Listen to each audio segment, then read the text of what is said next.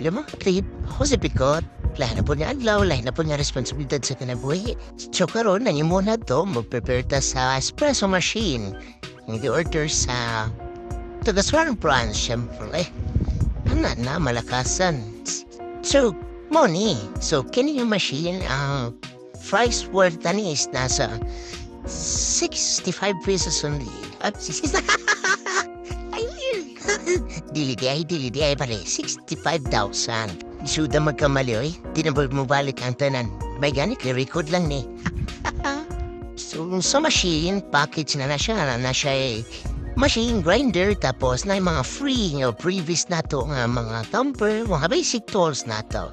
So, abil na, pati ang mga training, inclusion na siya. So, training, formulation, tanan, mga basics, tanan. Pati ako, papila lang ako.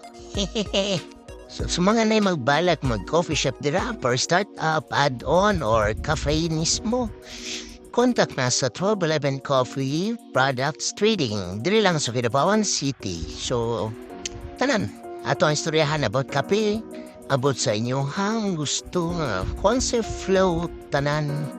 Siyempre, ayaw lang na yung mga personal life. Nga, maura to. Salamat kayo sa pagtanaw sa sunod na food. Bye-bye!